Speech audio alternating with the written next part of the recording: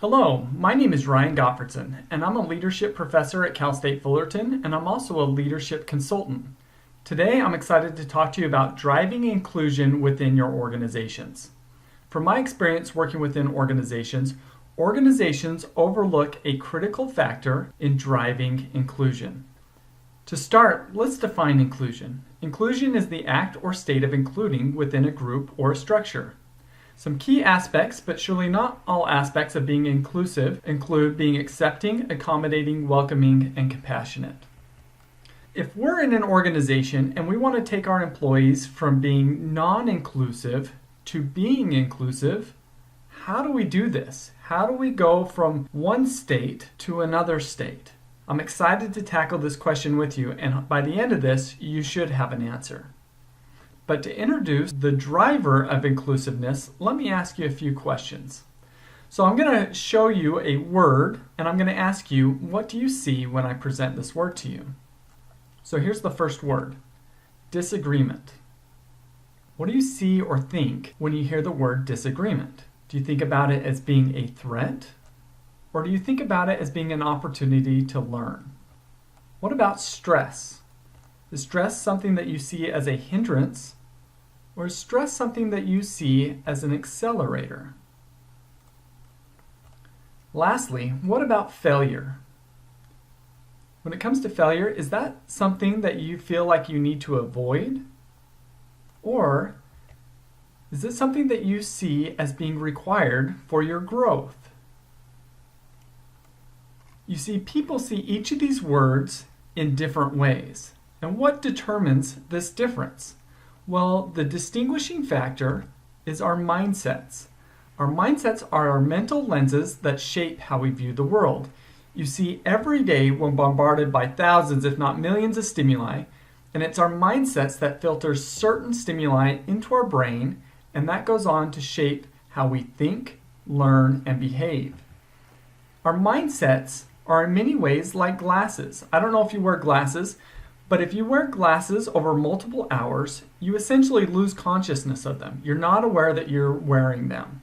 In a similar way, each of us are wearing our own mental lenses, and because we've been wearing them for so long, we largely aren't aware of them. And because of this, we're also unaware that we see the world very differently than the way other people see the world. And this is rather hard to recognize, largely because, once again, this is something that we're unaware of. You see, mindsets are very foundational to who we are. Our mindsets not only shape how we view the world, but they also shape how we see others. Let me give you an example of this. When I show you this picture of a homeless person asking for food, how do you see him? Now, I'll be the first one to admit it, and I'm not very proud of it. There have been times where I've come up to a homeless person and I've seen them asking for food, and the thought that pops into my head is, why don't you get a job instead of ask for money or for food? Now, I'm not proud of that, but there's been other times where I've come across a homeless person and I see them and I'm much more sympathetic and empathetic. And I think, what has happened in your life that has led you to believe that this is the very best way to live? Now, that's much more sympathetic and understanding. Well, what has been the cause of the difference in how I view these homeless people? It's founded in my mindsets. To kind of summarize this main point that I'm trying to make here is our mindsets are foundational to really everything that we do. They drive our thinking and learning and behavior, and in turn, our mindsets drive our inclusiveness. But here's the problem. Most organizations, when they're trying to drive inclusiveness, they overlook mindsets. And here's the problem at doing so. So when we're not thinking about mindsets in terms of improving inclusiveness, what we have a tendency to do is we try to pull along our inclusiveness directly, or we try to pull along our inclusiveness indirectly through our thinking, learning, and behavior. The problem with that is if we forget our mindsets, and if our mindsets stay stable, then they will continually resist any positive changes that we're trying to make with inclusiveness. When we are overlooking mindsets, we are overlooking the very factor that drives inclusiveness. A much more effective way to drive inclusiveness within an organization is to actually push our mindsets forward. As we push our mindsets forward, naturally our thinking, learning, and behavior will follow, and then correspondingly, so will our inclusiveness. So it's going to be much more effective for us to push our mindsets forward in order to bring about greater inclusiveness in our organization. So if we want to drive greater inclusiveness within our organizations, the primary thing that we need to focus on is our mindsets and pushing them forward. But Houston, we have a problem.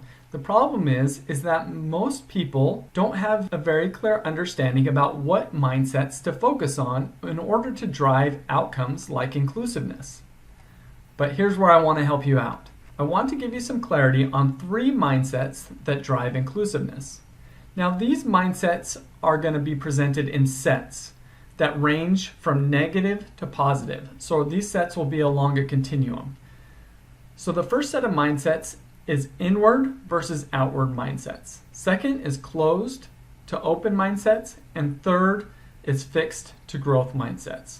So ultimately, we're going to be promoting outward, open, and growth mindsets.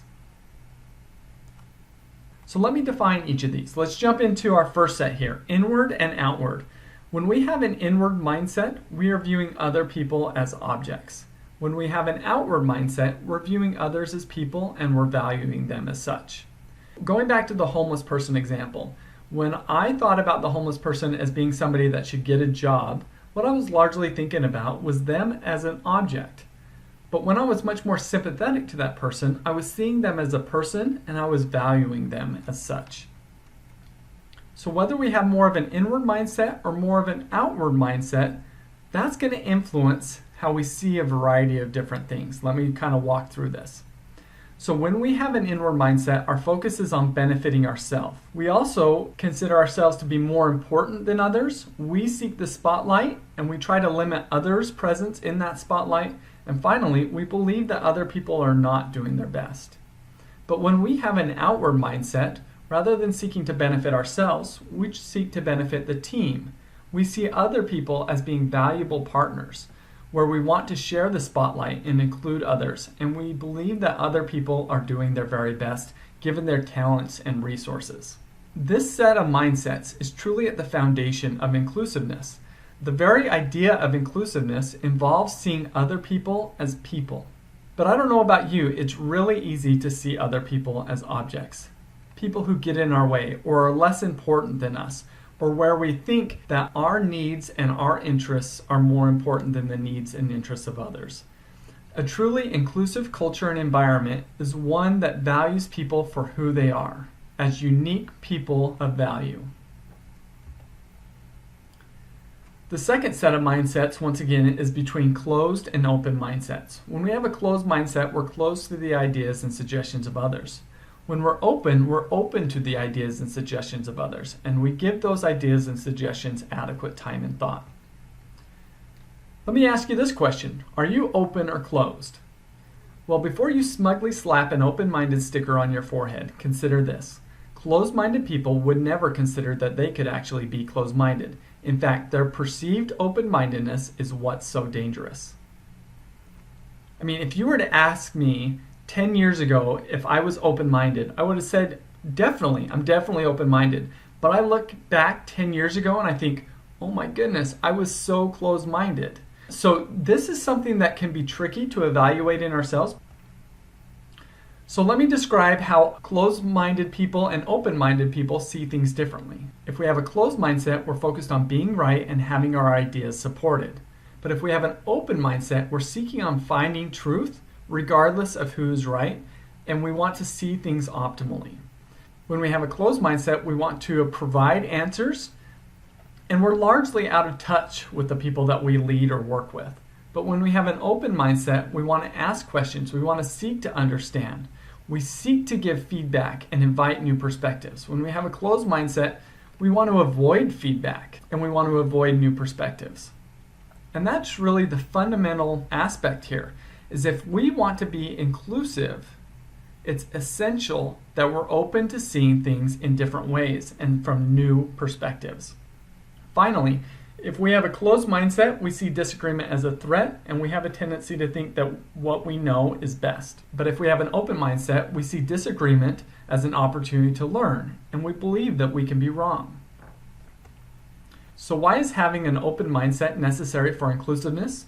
Well, without it, we stubbornly and illogically hold on to our own point of view. We only listen to ideas that support our own opinions. We stifle ideas that invite us to think and see differently, and we fail to see new and different perspectives.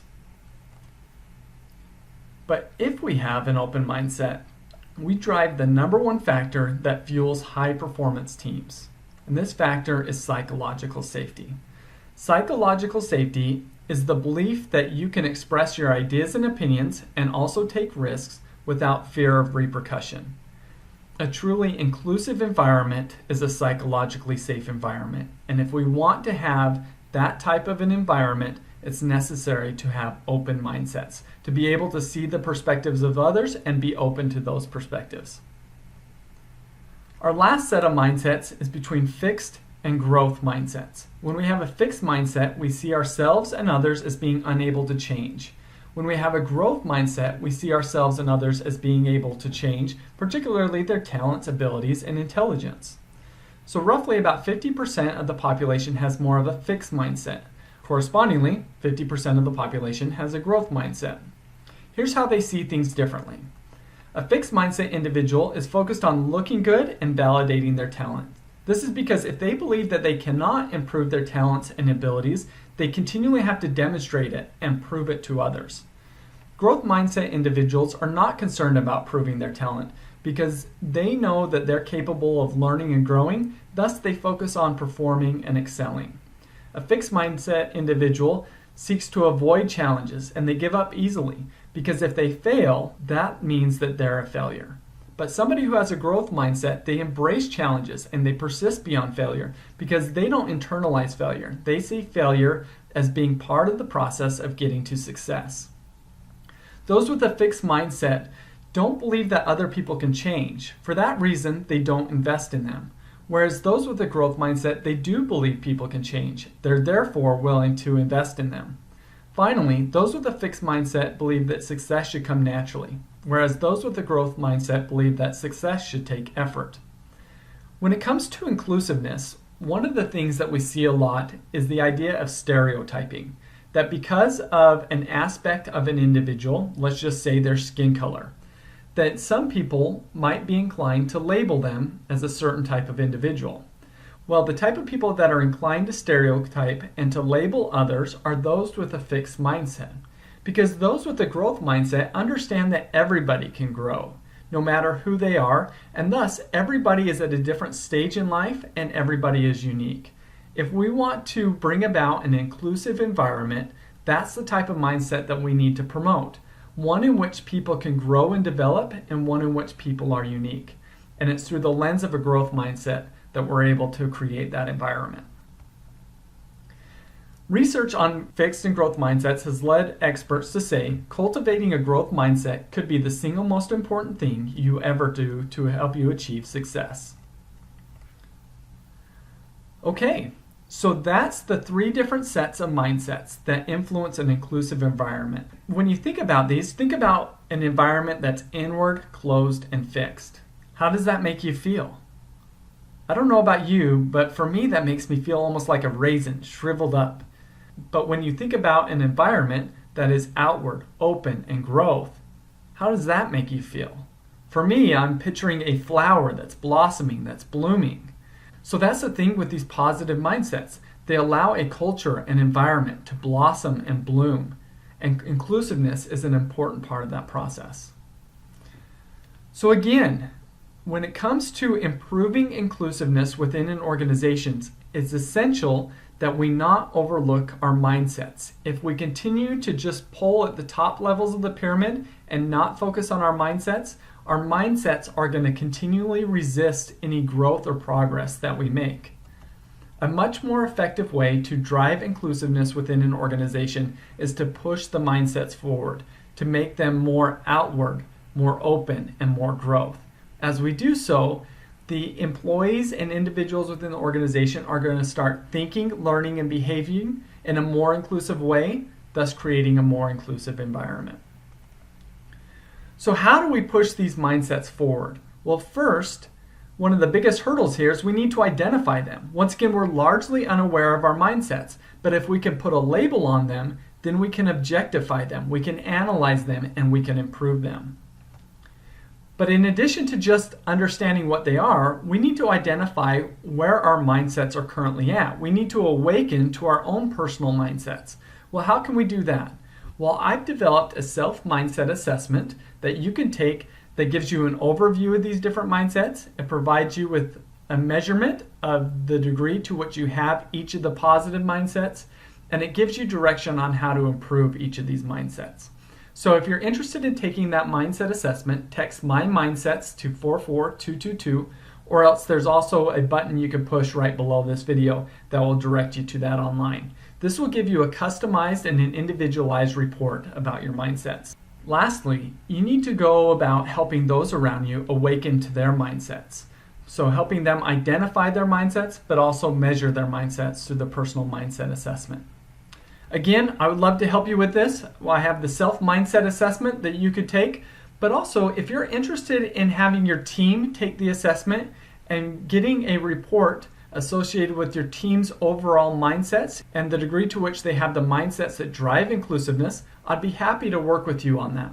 So if you're interested in that type of a team assessment, text Assess Mindsets to 44222, or you can put in your name and email address in some boxes below. Thank you so much for your time. I hope you found this beneficial. And remember, success begins with your mindsets.